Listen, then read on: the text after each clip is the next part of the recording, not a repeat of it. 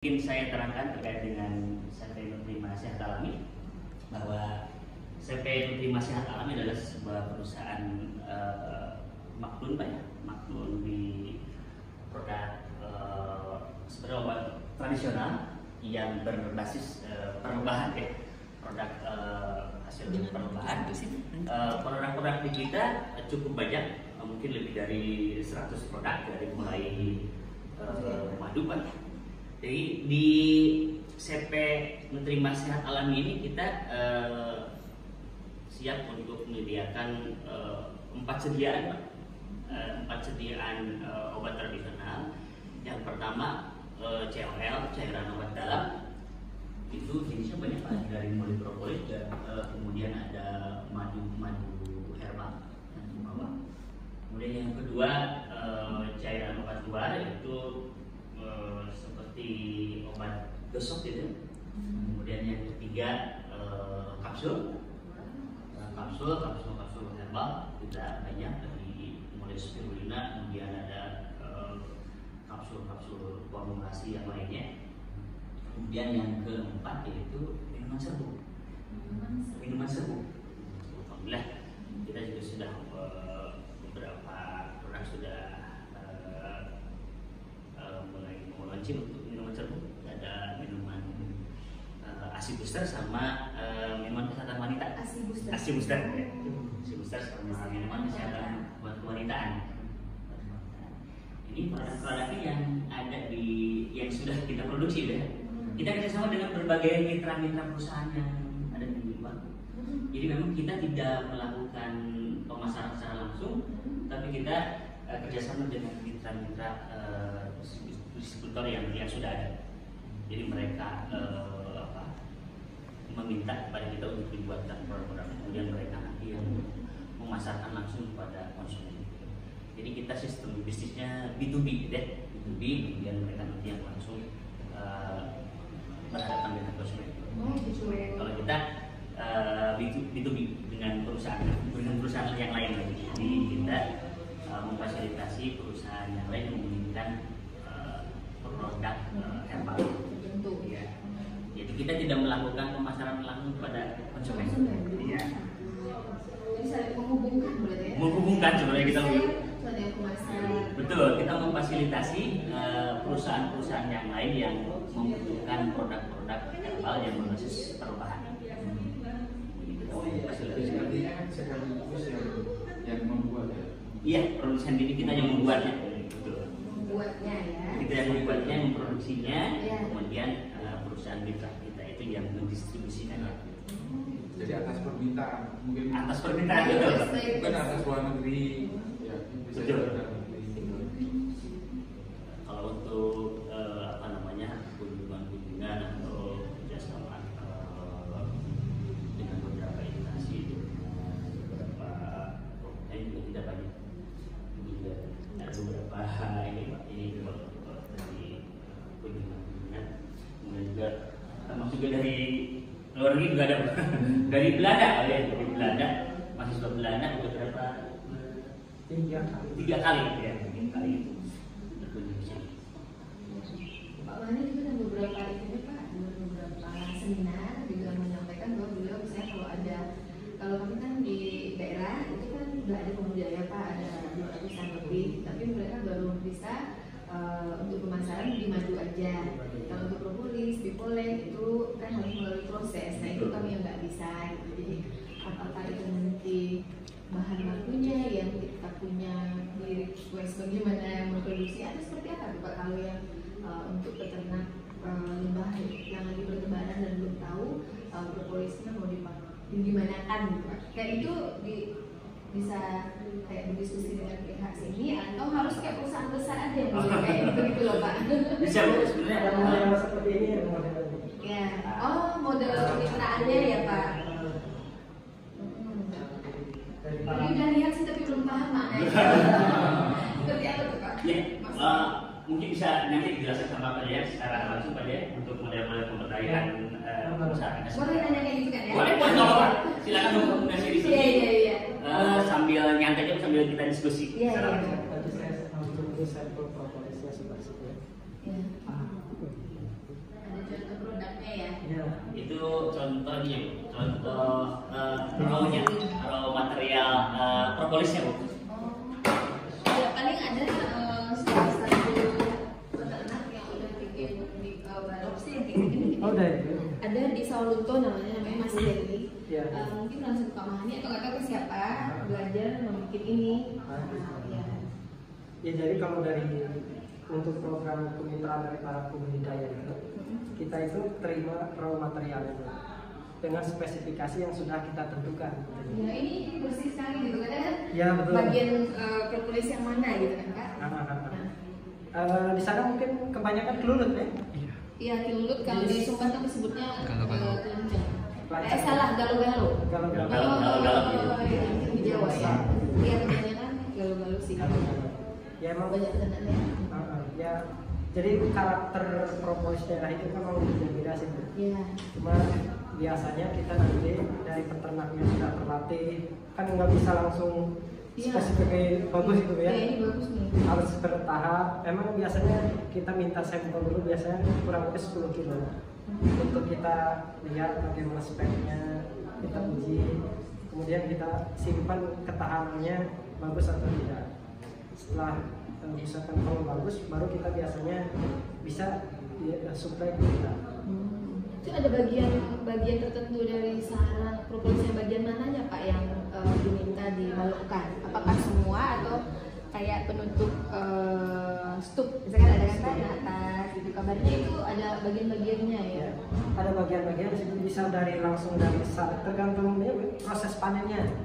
Iya. Karena kan ada yang sistem peras. Sistem peras berarti ya hasil perasannya itu yang menjadikan propolis. Ya. Cuma penakanannya itu yang harus. Iya pasti. Jangan tercampur dengan madu. Iya, kalau peras otomatis jamu madu itu campur Pak. Di situ ya sih Bu yang harus perlu pelatihan. Iya. Karena kalau tercampur dengan madu nggak bisa tahan lama. Ini di suhu ruang seperti ini dan nyala AC 5 bulan setahun itu bisa kuat. Tapi kalau yang tercampur madu di Poland ini bisa jamuran, bau busuk dan sebagainya. Iya. Nah, jadi spesifikasi yang seperti itu sih yang bisa biasanya kita terima.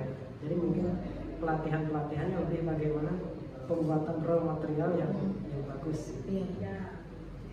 Biasanya gitu sih. Berarti harus dapat pelatihan dulu agar bisa bikin balok berarti ya Pak ya? Betul, lebih bagus seperti itu. Iya. Ini yang raw yang kita terima dari Sulawesi ini Bu. Itu per kilo ya Pak? Itu sekiloan? Ini ada 2 kilo. Kok bisa jadi kayak gini gimana nggak? Di proses dulu ya?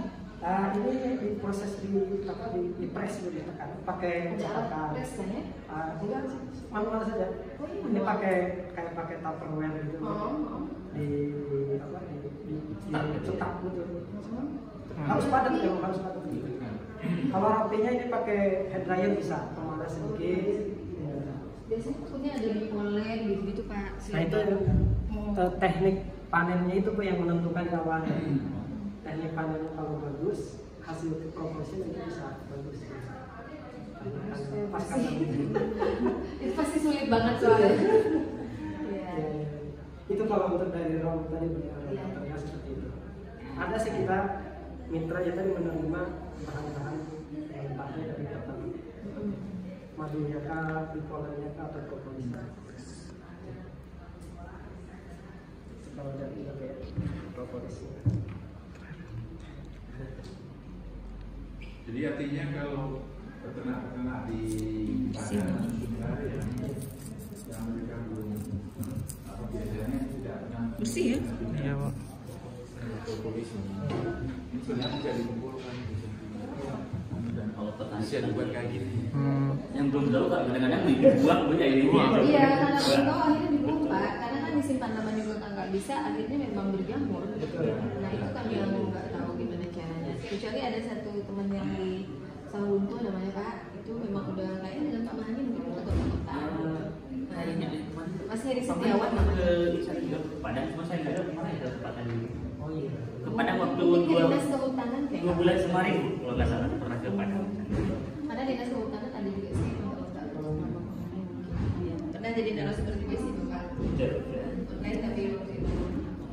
Kalau 2 bulan belakang kalau tidak salah ke sana.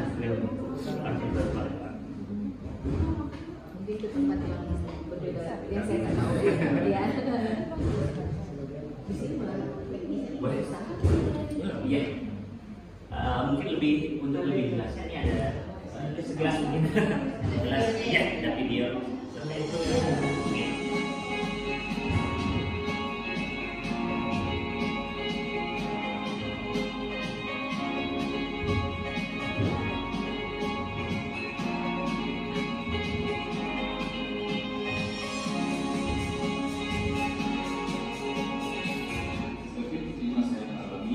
Sejak tahun 2007, kekayaan alam yang dimiliki Indonesia memiliki potensi yang besar bagi masyarakat, mulai dari sumber rempah, tanaman herbal, madu, dan lainnya. Salah satu potensi yang bermanfaat adalah produk perlembahan, yaitu madu, propolis, dan dipol.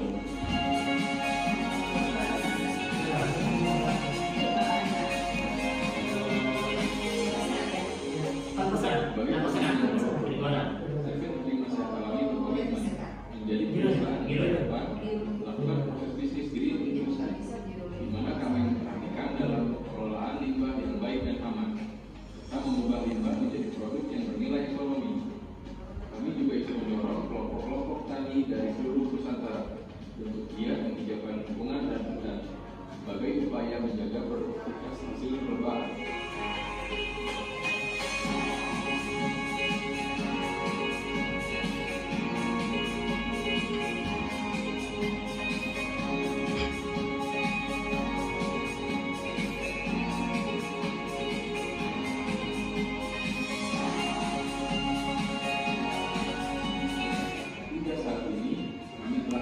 Kemitraan dengan berbagai perusahaan baik di dalam maupun di luar negeri.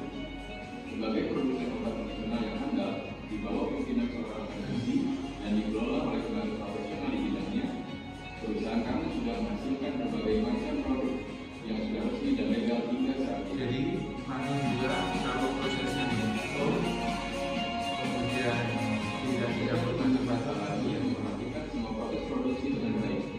Dan kita produksi kecil hingga distribusi ke tangan konsumen.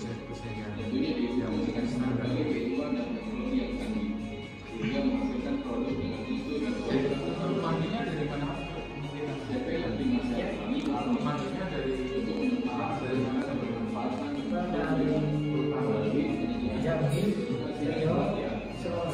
kalangan.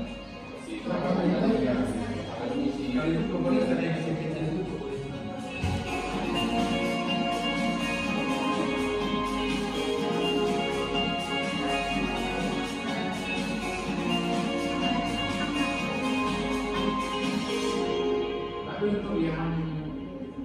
yang diborong juga makro Bolang sebenarnya ada, cuma memang pemakaiannya tidak banyak Pak pemakaiannya. Tidak banyak.